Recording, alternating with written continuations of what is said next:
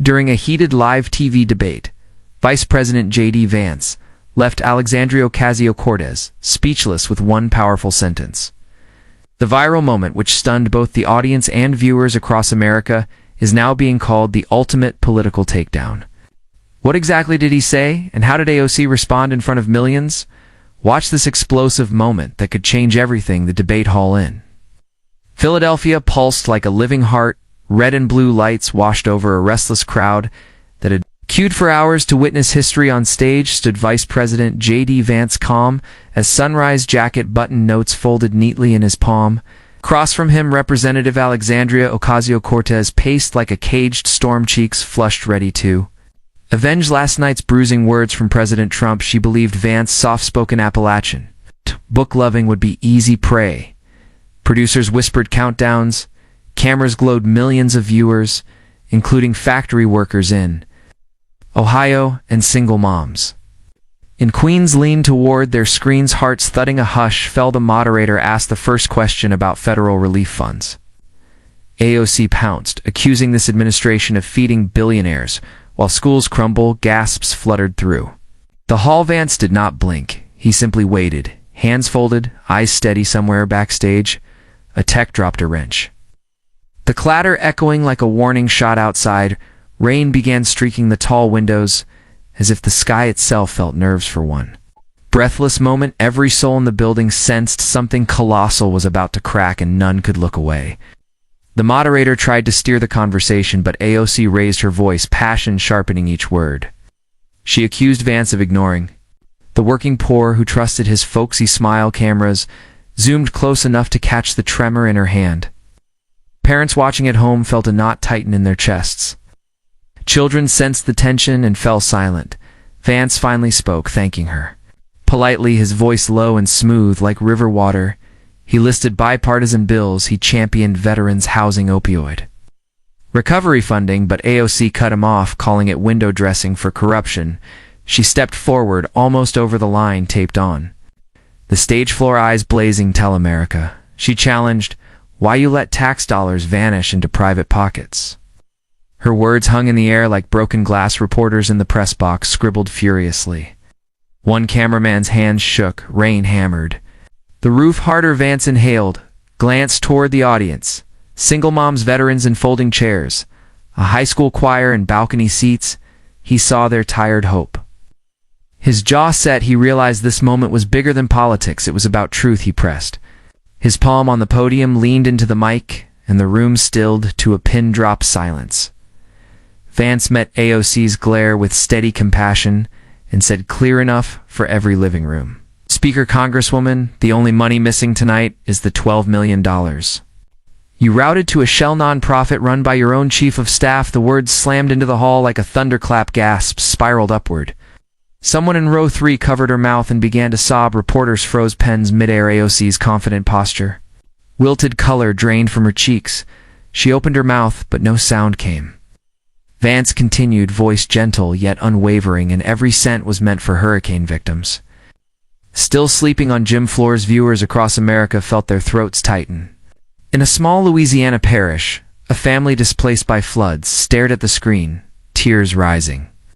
The moderator tried to regain order, but emotion ripped through the audience like a tidal wave. Phones buzzed with breaking news alerts, hashtags exploded. AOC's eyes shimmered, reflecting the harsh studio lights, and a sudden weight of regret. Time seemed to stall as cameras captured her. Silent struggle, every blink, every tremble. Outside, the rain finally stopped, leaving a thick, echoing quiet, as if the heavens themselves paused to absorb the shock. For several seconds after JD Vance dropped his sentence, the studio was dead silent. Then the murmurs began, soft at first like wind brushing treetops, then louder, rising like a storm. AOC stole relief. Money, someone in the audience whispered aloud. A producer in the control room screamed for a commercial break, but it was too late.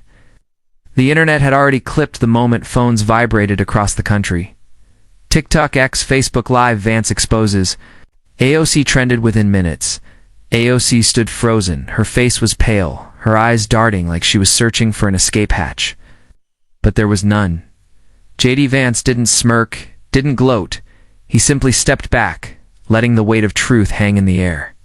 Then came the flashbacks. News outlets pulled up old articles, quietly buried investigations about AOC's questionable non-profit spending pieces that hadn't made front pages until now. A retired nurse in Miami wiped tears from her eyes, remembering how she'd donated to one of AOC's hurricane aid fundraisers.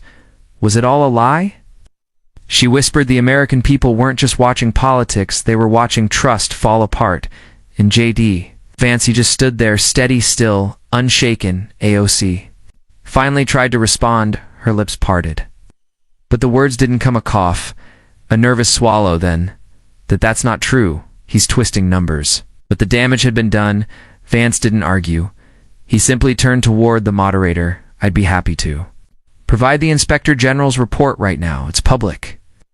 He reached into his folder and slid a paper across the podium. A camera zoomed in. There it was, black and white, a redacted name, Chief of Staff to Congresswoman AO, but the numbers weren't. Redacted, Shui Mayuan. 8 million has vanished in a small church in Mississippi. An old woman watching from her hospital bed broke into sobs. Her community had begged for generators during the hurricane. It received 3 for 58 homes. The moderator looked stunned. This real? Vance nodded quietly. Yes, ma'am. Suddenly the audience wasn't clapping or booing. Many were just crying. AOC turned away from the crowd. Her shoulders trembled, her hand gripped the podium so tightly her knuckles turned white. She wasn't being attacked, she was being revealed, and JD Vance didn't need to yell. Truth was loud enough. Security guards exchanged glances. Camera crews stood frozen. Even the moderator forgot to move. On Alexandria's eyes glossed over. It wasn't just shame there. Was something else. Feared. The weight of millions of betrayed Americans now bore down on her shoulders like a mountain. A single mom from Detroit watching the debate dropped to her knees in front of her TV. We believed her, whispered. We fought for her. Vance, still silent, watched her, not with hatred, but with something deeper, disappointment.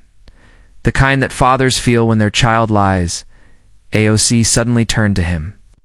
You don't understand. You don't know what it's like trying to fix a broken system. JD Vance looked at her and replied in a calm, almost tender tone. I know what it's like to grow up with nothing and still choose to do the right thing. That sentence hit like thunder. A ripple ran through the crowd. A man in the third row wept. Uncontrollably, he was a war veteran. He had voted for AOC. Outside the studio, crowds had gathered. No chanting, no signs, just silence. And from coast to coast, people finally asked, had we been lied to all along? Alexandria Ocasio-Cortez stood completely. Still no response, no comeback, just silence.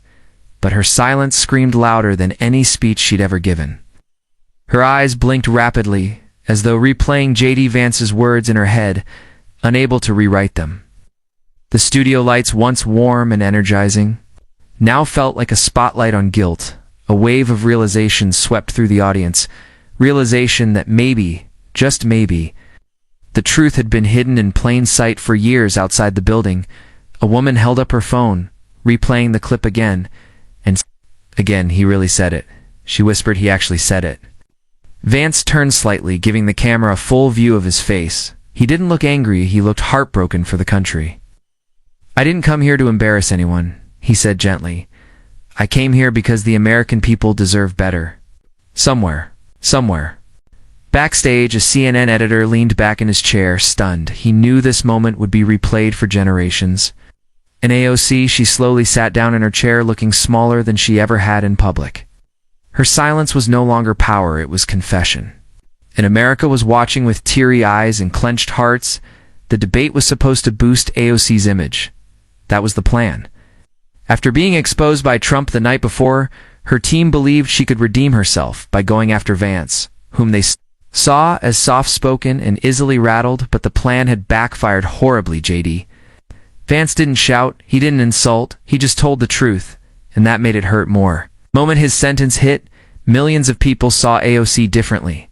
Not as a fighter for the people, but as someone who'd worn a mask. Old clips resurfaced, promises she made to rebuild Puerto Rico, to support local shelters, to redirect funds to underserved schools. Promises broken. A young teacher in the Bronx sat in her apartment. Shaking, she had voted for AOC, donated to her campaigns, but her school still had broken heaters in winter. I feel so stupid, she cried. Meanwhile, Vance stood tall, Not smug, not victorious, just honest. It's not about party lines, he said. It's about trust. And once you break that, the people suffered, tears rolled down faces in the crowd, not because of anger, but because they finally saw the truth. And truth hurts when it's been hidden for so long. Phones kept buzzing, clips went viral, headlines blared. Vance destroys AOC in 6 words, political earthquake on live TV. Where did the 12 million go? But for ordinary Americans, it wasn't about headlines. Ow. It was personal. In a trailer park in Kentucky, a father held his daughter close as they watched the replay. He whispered that money could have fixed our clinic. In Puerto Rico, an old man who had survived the hurricane turned his TV off in tears. He had believed her, waited on the help she promised, slept in darkness for weeks, thinking relief was on the way. Vance just told the world what we lived through. He said quietly and still. JD Vance didn't gloat. I didn't come here to win an argument, he said into the mic. I came here because the truth matters more than applause. That line, truth matters more than applause, became the most shared quote of the night. AOC remained seated, shoulders slumped. The crowd wasn't angry anymore. They were grieving. Grieving for misplaced hope, grieving for all the pain they now knew had been avoidable. And JD Vance had become in that moment not just the vice president, but the voice of a broken people. As JD Vance's words echoed across the nation, a strange thing happened. People stopped what they were doing in diners, airports, hospitals, and barbershops. Every screen was locked on the debate. Even children paused their cartoons. The vice president's voice, calm, clear, was unlike anything they had heard before in politics. No shouting, no grandstanding, just truth. And Alexandria Ocasio-Cortez had no words. She just stared ahead, breathing shallow, as if her entire world was caving in around her. For the first time in her career, AOC looked defeated. It's not because of a political loss, but because millions of Americans now saw her for who she truly was. A news ticker rolled under the screen, breaking: DOJ opens inquiry into AOC's nonprofit dealings after Vance bombshell. The moderator looked overwhelmed. Congresswoman, she said softly, do you deny this report? AOC blinked rapidly, then gave the weakest reply of her career. I need to speak to my team, but it was too late. Across the country, tears began to fall, not just from anger, but from heartbreak. Heartbreak that they had believed in someone who hadn't believed in them. And Vance stood still, letting the truth speak for itself. As the camera zoomed in on AOC's face, viewers began remembering their own experiences. The false hope, the empty promises. Maria, a nurse from San Juan, remembered standing in floodwater for hours, waiting for trucks that never came. James, a single father from Detroit, remembered emailing AOC's office 5 times about mold in his daughter's school. No reply. Old footage replayed on news networks. AOC promising aid, slamming Republicans, swearing she would never forget the poor. But the money had vanished now. The dots connected. JD Vance had connected them. The crowd in the studio, once split in opinion, was now united in grief. A young man stood up and shouted, my grandma died waiting for that money. Security stepped forward, but Vance raised a hand to let him speak. Said calmly, the man sobbed, we had no power for months. We donated to her fund. My grandma thought the help was coming. His voice broke, but it never did. Silence swallowed the studio again. Even AOC turned her face away, because some truths can't be debated, they just hurt. And for the first time, millions of people saw what pain truly looked like. Raw, unfiltered, and caused by betrayal, and they cried. The moderator cleared her throat. We'll move on to closing remarks. AOC didn't speak. She just stared at the table, her voice stolen by shame. But JD Vance looked into the camera, eyes focused not on the politicians but on the people. I know you're tired, he said. Tired of speeches, tired of being used, tired of being forgotten. He paused, breathing deeply. But tonight, you were heard. Mothers in kitchens cried. Veterans in wheelchairs cried. Even journalists in the press row wiped their eyes. JD Vance wasn't trying to win an argument. He was trying to mend a broken promise. I didn't come here to fight a politician, he said. I came to defend the people who've been lied to. He nodded gently. If we want to fix this country, we have to start with truth, even when it hurts. The audience rose slowly. No cheering, just a quiet, emotional standing ovation. And AOC? She stayed seated, her face buried in her palms. The debate ended, but what Vance started was just beginning. He didn't just expose a scandal, he reopened a wound and gave America the strength to finally face it. The debate ended. Cameras dimmed, lights faded, but the emotion in the room stayed heavy like a storm that had passed but left everything soaked. AOC stood slowly, her hands shook, she didn't look at the audience, she didn't thank the moderator, she just walked off the stage. Now the silence as she passed was louder than boos. It was the silence of people who felt betrayed backstage. Her team scrambled phones, buzzing voices panicking.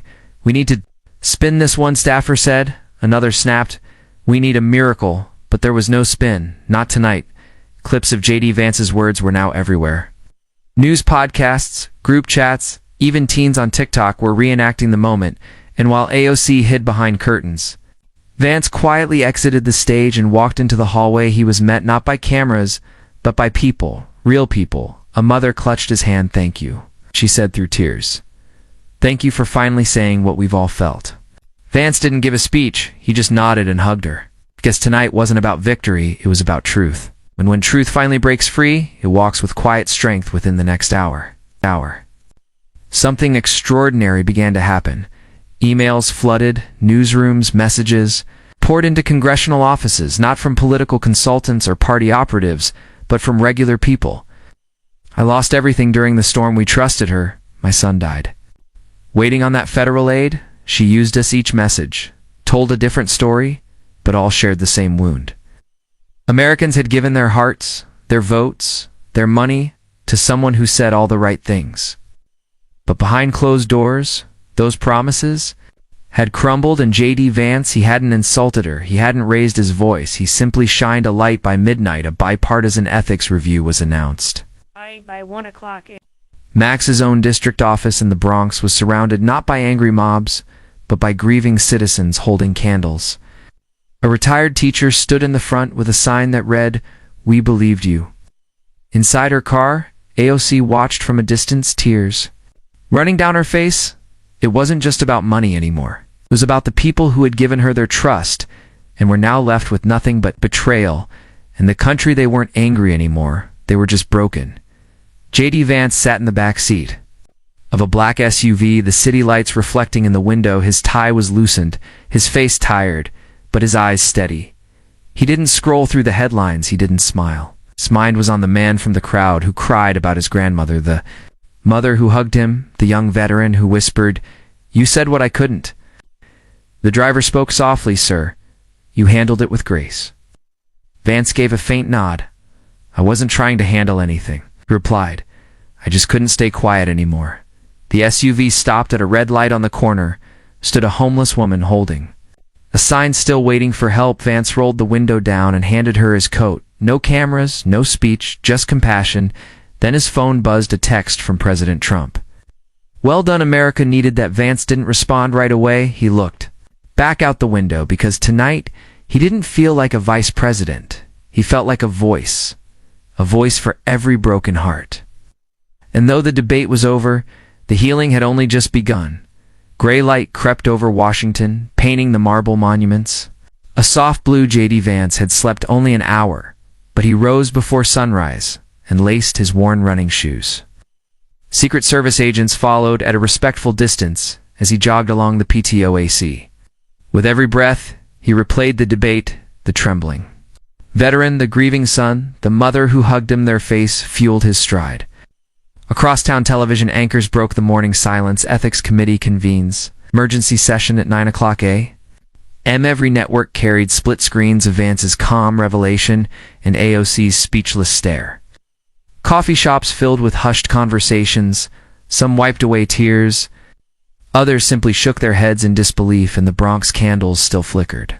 Outside AOC's shuttered district office, a teenage girl in a school uniform placed her allowance, $5 crumpled beside a handwritten note. "This was for hurricane kids. Where is it now?" Reporters filmed the scene, their voices cracking. Vance reached the Lincoln Memorial. He paused before the towering statue, chest heaving. "Help me stay humble," he whispered. A burst of sunlight broke through the clouds, washing the steps in gold. For the first time in a long time, Washington felt honest.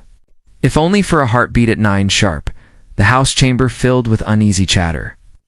Cameras swarmed as the Bipartisan Ethics Committee opened its file copies of wire transfers, a nonprofit's empty balance sheet, and photographs of hurricane-ravaged neighborhoods still in ruins. AOC arrived through a side door. Her once vibrant eyes looked hollow. She clutched papers, but her fingers trembled so badly the pages rattled like leaves. Outside, protesters gathered not with angry signs, but with children's. Empty lunchboxes and ruined textbooks, symbols of promises unmet. Chairwoman Delgado cleared her throat. Congresswoman, did you authorize these transfers? AOC's voice cracked. I need more time. Gasps rippled through the gallery. A senator whispered. Time was 3 years ago. Meanwhile, JD Vance entered quietly and sat in the back row. No entourage, just a notebook. Lawmakers from both parties nodded at him with unexpected respect. Vance wrote a single line on the first page: justice must heal, not punish. As spreadsheets of missing millions projected onto giant screens, tears fell from aides who once believed in AOC's mission. The betrayal felt personal, like discovering a family heirloom was fake. The nation watched, breath held, realizing the scandal wasn't partisan. It was human. That evening, candlelight vigils sprang up coast to coast: Atlanta, Des Moines, El Paso.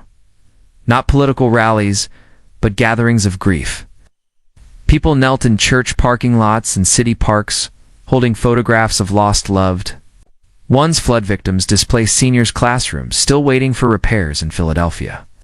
The debate hall's marquee was dark, but hundreds clustered beneath it, replaying Vance's 6-word indictment on portable speakers. With every repetition, sobs rose like a mournful hymn inside the White House. President Trump called JD Vance to the Oval. They're hurting. The president said softly, "What's next?" Vance answered, "We tell them we're not finished."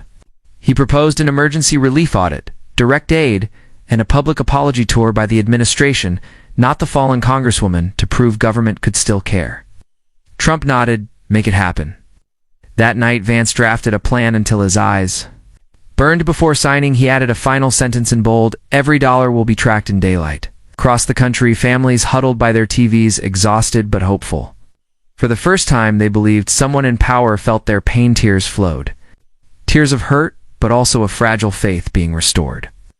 The healing had begun, and America could almost breathe again.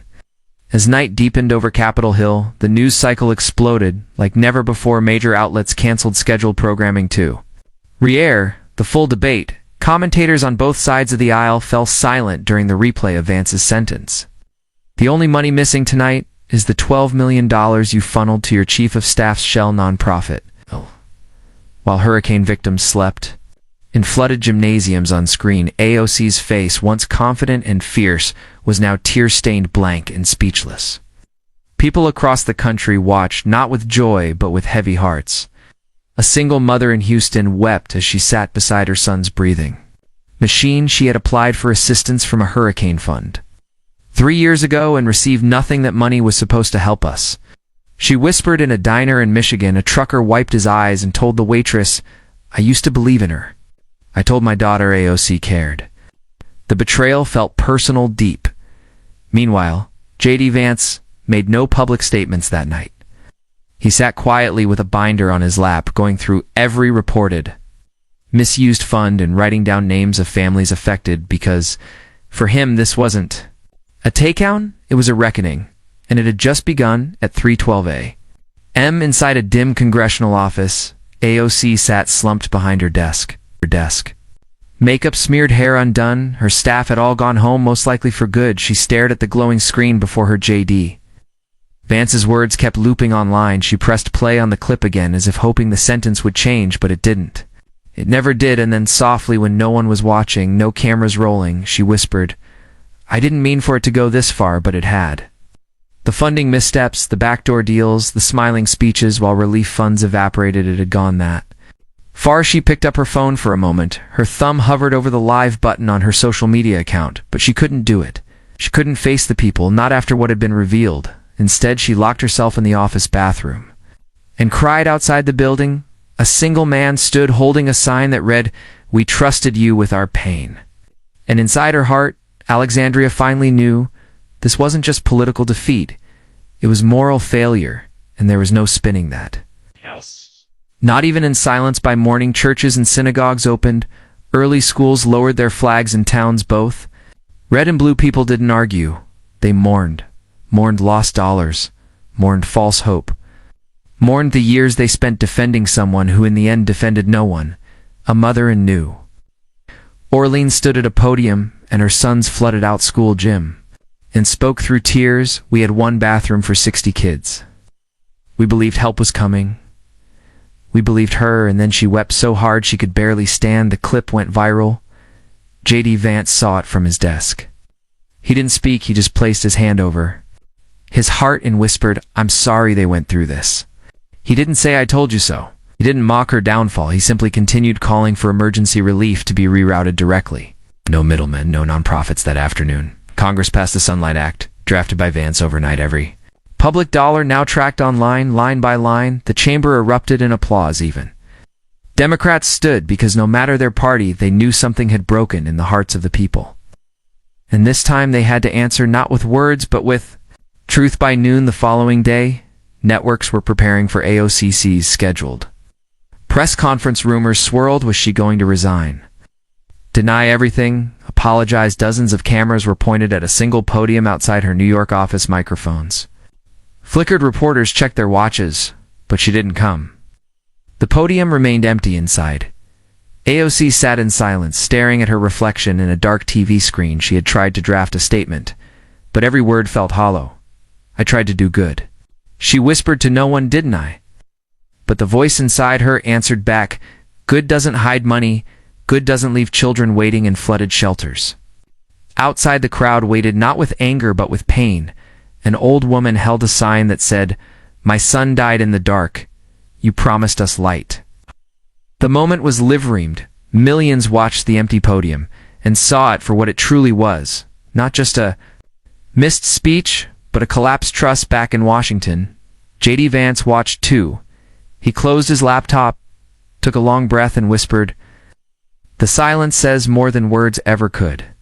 And America nodded through tears. At 4:13 p.m., the White House released a document titled "A Letter to the Forgotten." It wasn't flashy, no big announcement. It's just a simple PDF link on JD Vance's official site, but within minutes, it exploded. It was signed personally by the vice president, not typed, handwritten. The letter began, "To every American who waited for help that never came, I'm sorry." He acknowledged the broken system, the forgotten towns, the shelters that went unfunded while political games were played in marble offices. "I didn't come into politics to win debates," he wrote. "I came because I grew up in places that were always promised help, but rarely received it. I saw my neighbors die waiting. I won't let it happen again." The final lines read, "Truth hurts, but it also heals, and now we heal together." No logos, no political slogans, just truth. By evening, the letter had been printed and taped to community boards across the country. In one church in Alabama, the pastor read it aloud during service, and the